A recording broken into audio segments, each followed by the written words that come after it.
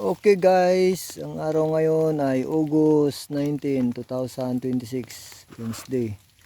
So nandito tayo ngayon sa ating area sa Purok 9 na dating Purok 9, ngayon ay Purok 10 na. Nagatian na ng Purok ng 5 at 10. Ayan, so may lupa tayo dito na 3 hectares. Naglilinis tayo at nagtatayo tayo ng ating kubo-kubo. Ang problema guys ay umuulan dito guys, kaya ito nakaupo tayo dito at meron tayong payong. Ayan guys, tingnan nyo. Ayan guys,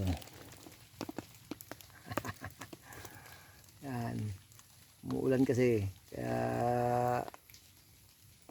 payong muna tayo, upo muna tayo, pahinga konti. Nagkurti tayo ng mga kahoy na ating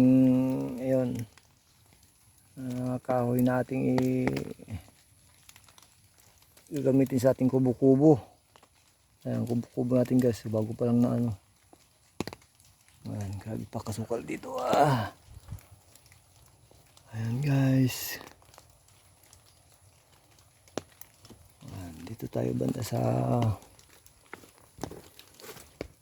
ating lupa sa Tagbarungis, Sitio Tagbarungis, Sinagawan Sab.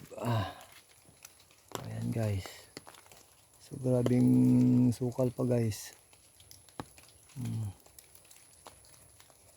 Tayo naglilinis pa lang dito.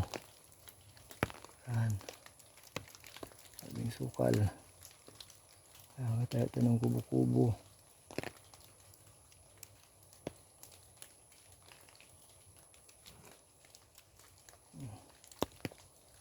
Ayan guys, ito yung mga pinagkukurti natin kahoy, tsaka to para gawin natin ipon muna tayo ng kahoy.